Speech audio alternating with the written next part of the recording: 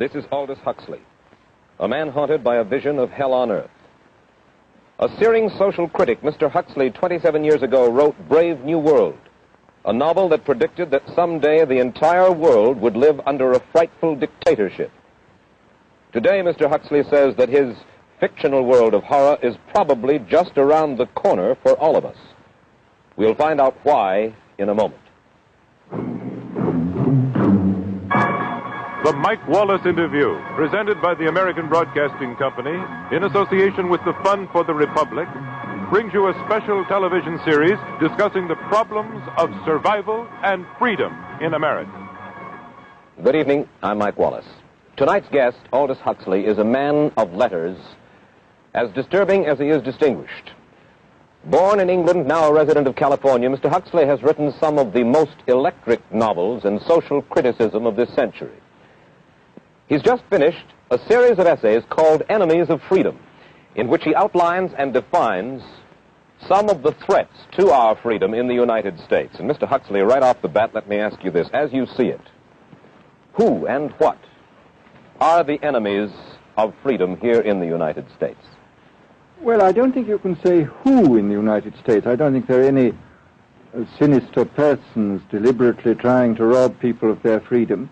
But I do think, first of all, that there are a number of impersonal forces which are pushing in the direction of less and less freedom. And I also think that there are a number of technological devices which anybody who wishes to use can use to accelerate this process of going away from freedom, of imposing control. Well, what are these forces and these devices, Mr. Huxley? I should say that there are two main impersonal forces. The first of them is not exceedingly important in the United States at the present time, though very important in other countries. This is the force which in general terms can be called overpopulation, the mounting pressure of population pressing upon existing resources. This, of course, is an extraordinary thing. Something is happening which has never happened in the world's history before. I mean, let's just take a simple fact that between the time of the birth of Christ and the landing of the Mayflower, the population of the Earth doubled. It rose from 250 million to probably 500 million. Today, the population of the Earth is rising at such a rate that it will double in half a century. Well, why should overpopulation work to diminish our freedoms? Well, in a number of ways. I mean, the experts in the field, like Harrison Brown, for example, pointed out that in the underdeveloped countries, actually the standard of living is at present falling, that people have less to eat and less goods per capita than they had 50 years ago. And as the position of these countries, the economic position, becomes more and more precarious, obviously the central government has to take over more and more responsibility for keeping the ship of state on an even keel. And then, of course, you're likely to get social unrest under such conditions, with again an intervention of the central government. So that I think one sees here a pattern which seems to be pushing very strongly towards a totalitarian regime. And unfortunately, as in all these underdeveloped countries, the only highly organized political party is the Communist Party, it looks rather as though they will be the heirs to this unfortunate process, that they will step into the position of power. Well, then, ironically enough, one of the greatest forces against communism in the world, the Catholic Church, according to your thesis, would seem to be pushing us directly into the hands of the communists because they are against birth control. Well, I think this strange paradox probably is true. There is it's an extraordinary situation, actually. I mean, one has to look at it, of course, from a biological point of view. The whole essence of biological life on Earth is a question of balance, and what we have done is to practice death control in a most intensive manner without balancing this with the birth control at the other end. Consequently, the birth rates remain as high as they were, and death rates have fallen substantially. All right, then. So much for the time being, anyway, for overpopulation. Another force that is diminishing our freedoms. Well, another force which I think is very strongly operative in this country is the force of what may be called over-organization. As technology becomes more and more complicated, it becomes necessary to have more and more elaborate organizations, more hierarchical organizations. And incidentally, the advance of technology has been accompanied by an advance in the science of organization. It's now possible to make organizations on a larger scale than was ever possible before. And so that you have more and more people living their lives out as subordinates in these hierarchical systems controlled by bureaucracies, either the bureaucracies of big business or the bureaucracies of big government. Mm-hmm. Mm-hmm. Now, the devices that you were talking about, are there specific devices or methods of communication which diminish our freedoms in addition to overpopulation and over-organization? Well, there are certainly devices which can be used in this way. I mean, let us take, after all, a piece of very recent and very painful history is the propaganda used by Hitler, which was incredibly effective. I mean, what were Hitler's methods? Hitler used terror on the one kind, brute force on the one hand, but he also used a very efficient form of propaganda, which he was using every modern device at that time. He didn't have TV, but he had the radio, which he used to the fullest extent, and was able to impose his will on an immense mass of people. I mean, the Germans were a highly educated people. Well, we're aware of all this, but how do you equate Hitler's use of propaganda with the way that propaganda, if you will, is used, let us say, here in the United States? Are you suggesting that there is a parallel? Needless to say, it's not being used in this way now, but the point is, it seems to me, that there are methods at present available, methods superior in some respects to Hitler's method, which could be used in a bad situation. I mean, what I feel very strongly is that we mustn't be caught by surprise by our own advancing technology. This has happened again and again in history. Technology has advanced, and this changes social conditions, and suddenly people have found themselves in a situation which they didn't foresee and doing all sorts of things they didn't really want to do. Well, now, what do you mean? Do you mean that we develop our television, but we don't know how to use it correctly? Is that the point that you're making? Well, at present, the television, I think, is being used quite harmlessly. It's being used, I think, I would feel it's being used too much to distract everybody all the time. But, I mean, imagine, which must be the situation in all communist countries, where the television, where it exists, is always saying the same thing the whole time, is always driving along. It's not creating a wide front of distraction, it's creating a one-pointed drumming in of a single idea all the time. It's obviously an immensely powerful instrument. So you're talking about the potential misuse of the instrument. Exactly. We have, after all technology is in itself morally neutral. These are just powers which can either be used well or ill. It's the same thing with atomic energy. We can either use it to blow ourselves up, or we can use it as a substitute for the coal and the oil which are running out. You've even written about the use of drugs in this light. Well, now, this is a very interesting subject. I mean, in this book that you mentioned, this book of mine, Brave New World, I postulated a substance called soma, which was a very versatile drug. It would make people feel happy in small doses. It would make them see visions in medium doses, and it would send them to sleep in large doses. Well, I don't think such a drug exists now, nor do I think it will ever exist, but we do have drugs which will do some of these things, and I think it's quite on the cards that we may have drugs which will profoundly change our mental states without doing us any harm. I mean, this is the pharmacological revolution which has taken place, that we have now powerful mind-changing drugs which, physiologically speaking, are almost costless. I mean, they are not like opium or like cocaine, which do change the state of mind, but leave terrible results physiologically and morally. Mr. Huxley, in your new essays, you state that these various enemies of freedom, are pushing us toward a real-life, brave new world, and you say that it's awaiting us just around the corner.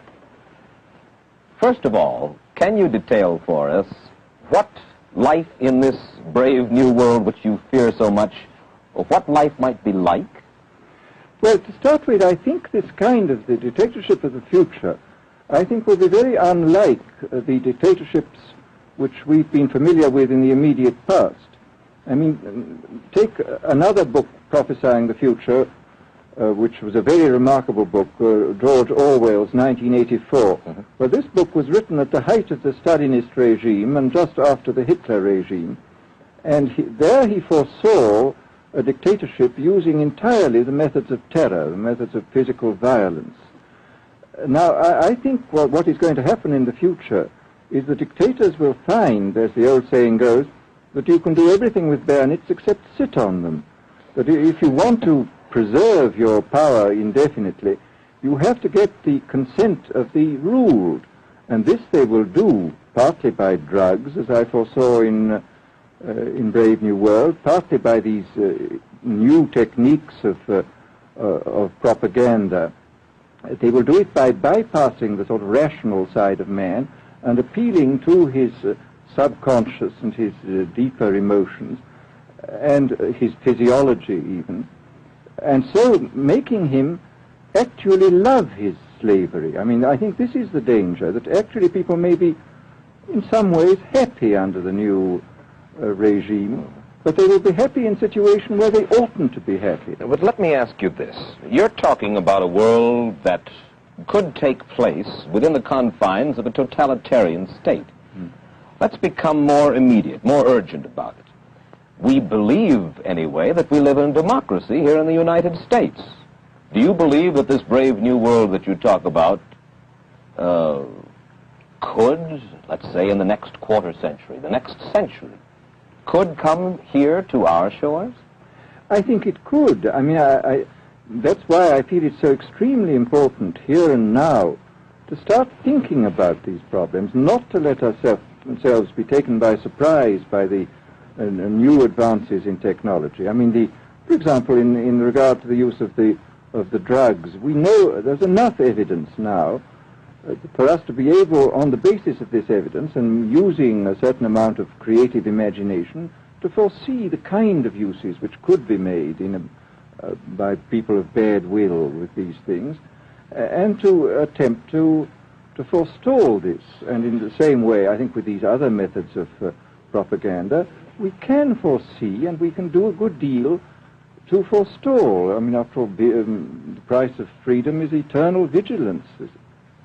You write in Enemies of Freedom, you write specifically about the United States. You say this, writing about American political campaigns.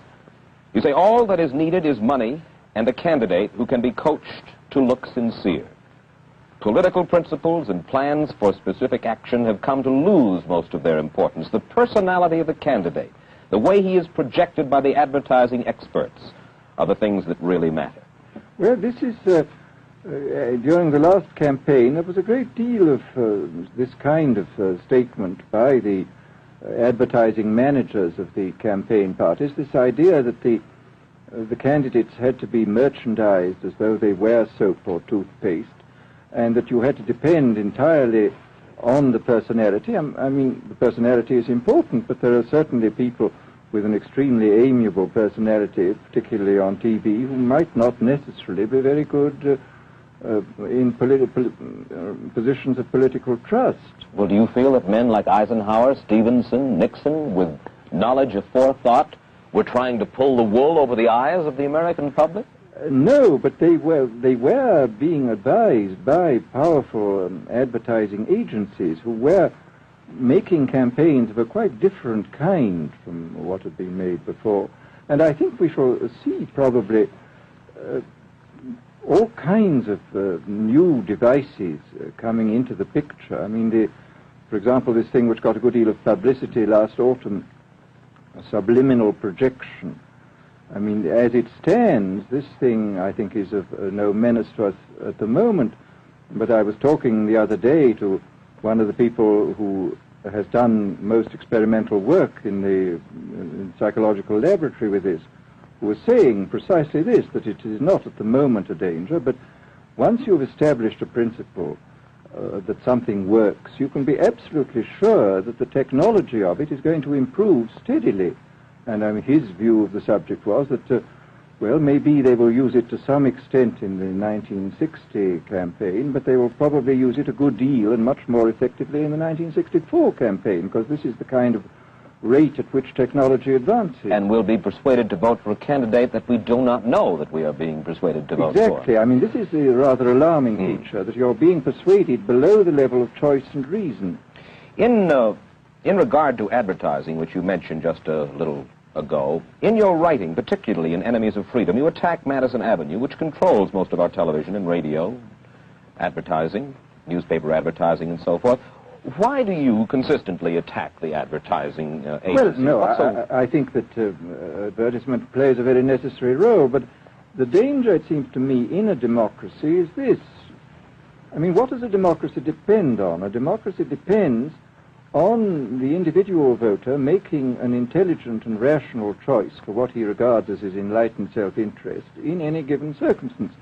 But what these people are doing, I mean, what both for their particular purposes, for selling goods, and the dictatorial propagandists are doing, is to try to bypass the rational side of man and to appeal directly to these unconscious forces below the surface, so that you are, in a way, making nonsense of the whole democratic procedure, which is based on conscious choice, on rational grounds.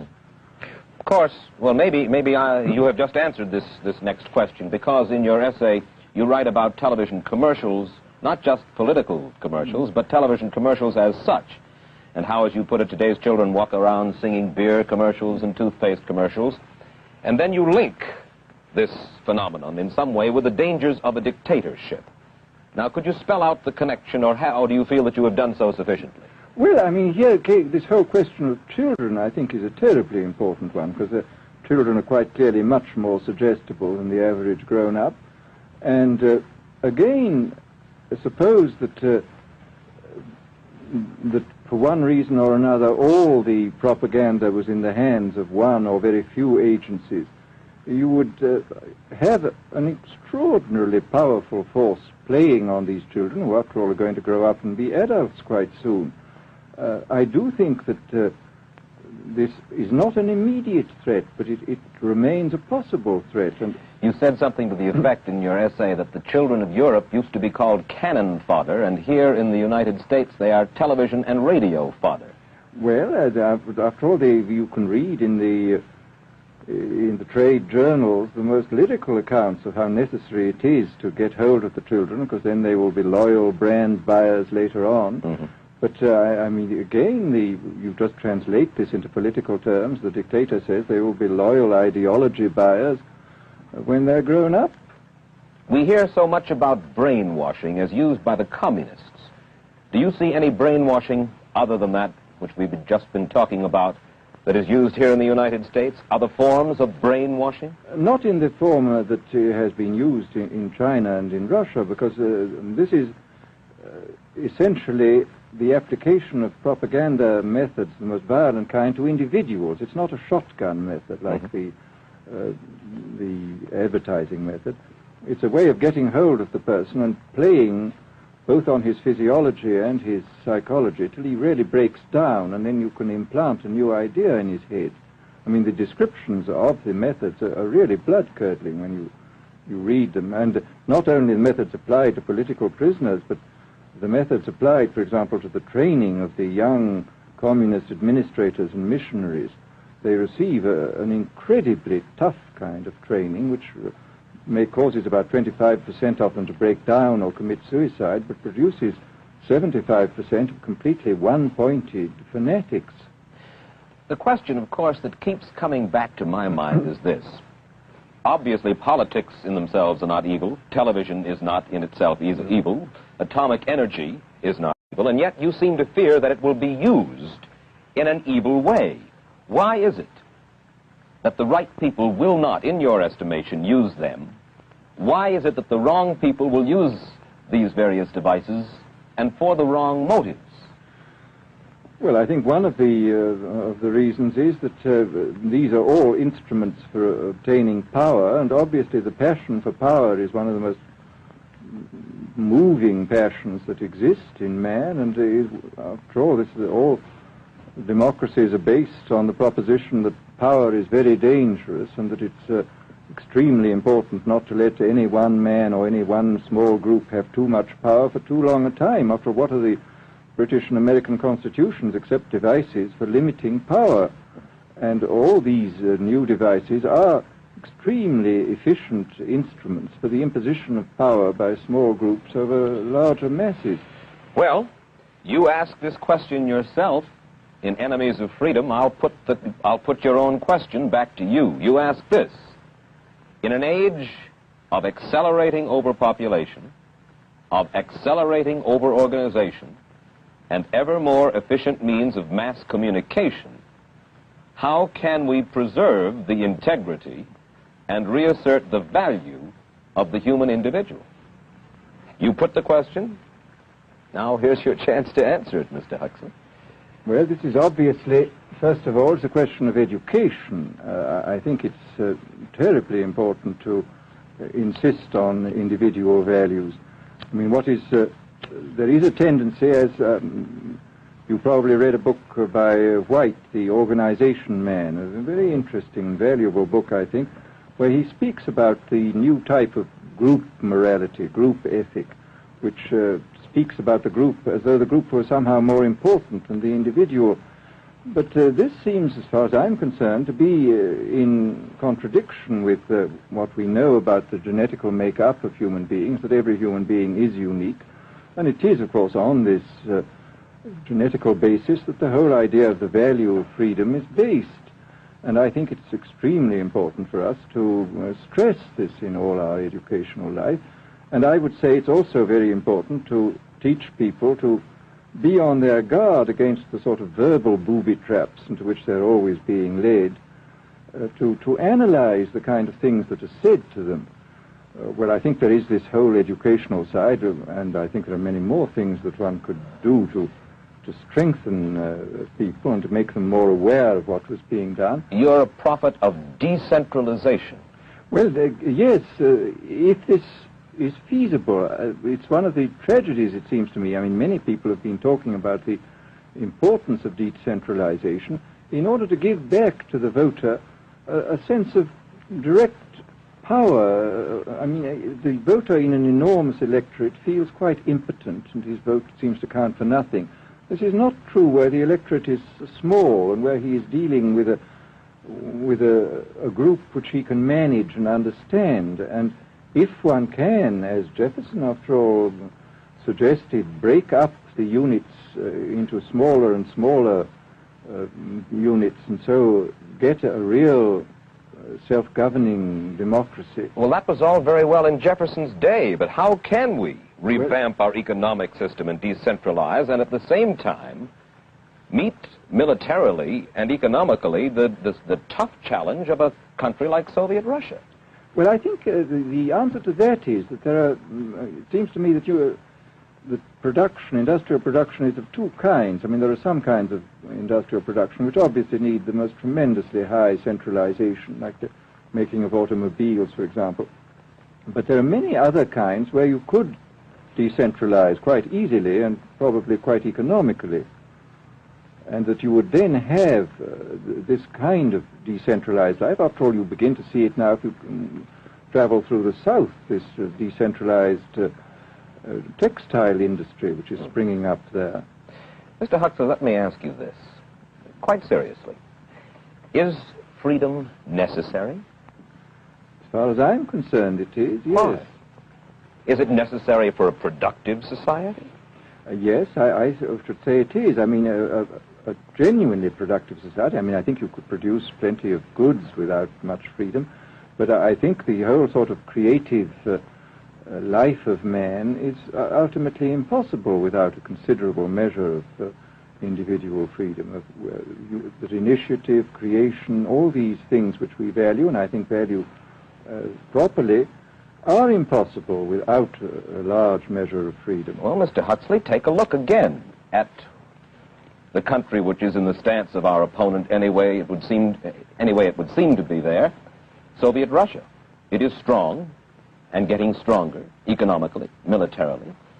At the same time, it's developing its art forms pretty well. It seems not unnecessarily to squelch the creative urge among its people, and yet it is not a free society.